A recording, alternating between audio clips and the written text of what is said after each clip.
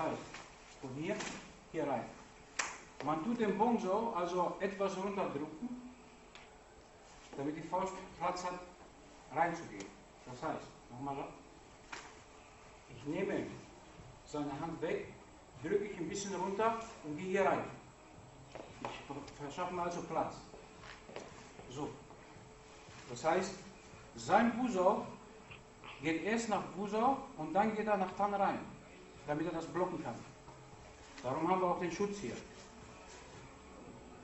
Wenn der Tann etwas nach draußen geht, das heißt, wenn er zu viel Kraft macht, machen wir ein bisschen Kraft nach außen, geht sofort der nächste hier rein und hier. Das heißt, machen wir nochmal mit Kraft. Ich nutze sofort das Loch aus, was er gemacht hat. Ja?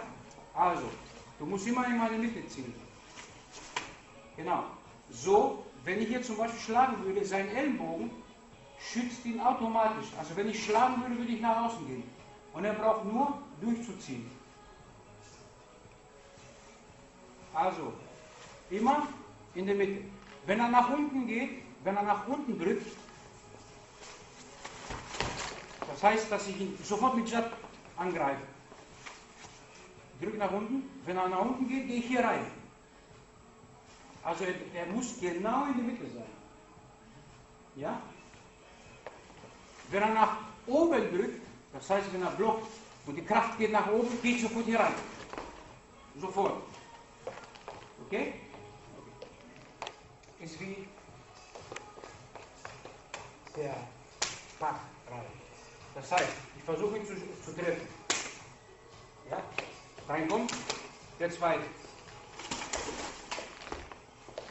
Nochmal langsam, das heißt, ich gehe hier rein, mache Jatsa und gehe wieder hier rein. Okay? Das heißt, 1, 2, 3. Ich bin schon drin. Okay? Beim Lach ist es so. Und schon drin. Wenn er den Block